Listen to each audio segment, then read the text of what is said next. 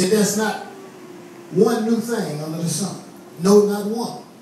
The things that have happened will happen again, and that have not happened have already happened. So there is nothing new under the sun. So what we are going through individually and collectively as a church, others have gone through what we have gone through and is going through and will yet go through. So he says here now, well, there has no temptation. Excuse me. There has no temptation taken you, but such as is common to man.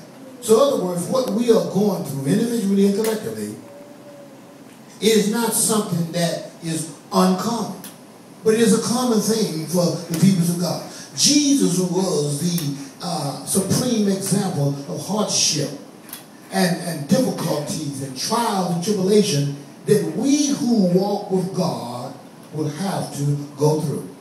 Here was Jesus, the Son of God, perfect and upright in all that he did, and had no guile in his lips, committed not one wrong sin, but yet he was rejected by his own people. Yet he was persecuted, he was despised upon, and he was disrespected, and he was forsaken in his moment of his greatest need. So since Jesus then, having no fault, having no sin, endured such a great affliction and persecution, who are we to say that we are enduring too much? Who are we to say that what I'm going through, I believe, is unjust and unfair? Who are we to say this? When I will take the liberty of stating in my own life that there are sins in my life. I will say, be the first to say that there is much imperfectness in my life. But yet when trials and tribulation come, we begin to try to justify, why is my load so heavy? Why are my mountains so steep? Why are my valleys so low? Why are my burdens so heavy?